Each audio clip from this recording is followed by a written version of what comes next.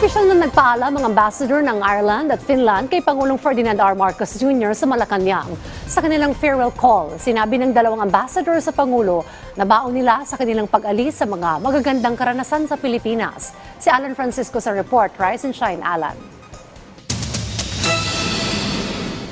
Nag-farewell call kay Pangulong Ferdinand R. Marcos Jr. sa Malacanang sina Irish Ambassador His Excellency William John Carlos at Finnish Ambassador His Excellency Juha Markus Pico.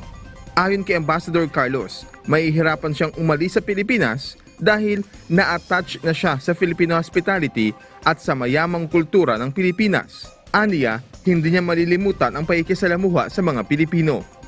Sabi ng Ambassador Carlos, maraming koneksyon ng Ireland at Pilipinas at patuloy pang yumayabong ang samahan ng dalawang bansa.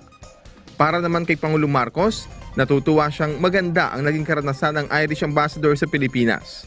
Taong 1984, nang naitatag ang diplomatic relations ng Pilipinas at Ireland.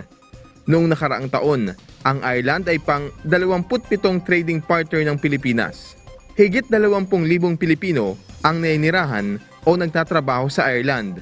Karamihan sa kanila ay mga nasa industriya ng information technology at healthcare. Para naman kay Finnish Ambassador Pico, kinilala niya sa kanyang farewell call kay President Marcos ang diplomatic relations ng Pilipinas at Finland na naitatag noong 1955. Natutuwa rin ang ambassador sa muling pagbubukas ng embahada ng Pilipinas sa Helsinki ngayong taon. Ayon kay President Marcos, mahalaga ang reopening ng embassy sa Helsinki bilang bahagi ng pagtataguyod ng koneksyon sa Finland. Kapwa makikinabang kasi rito ang parehong bansa. Nagsara ang embahada ng Pilipinas sa Helsinki noong Oktubre ng 2012. Taong 2022 naman, nang aprobahan ng Senado ang reopening ng naturang embahada.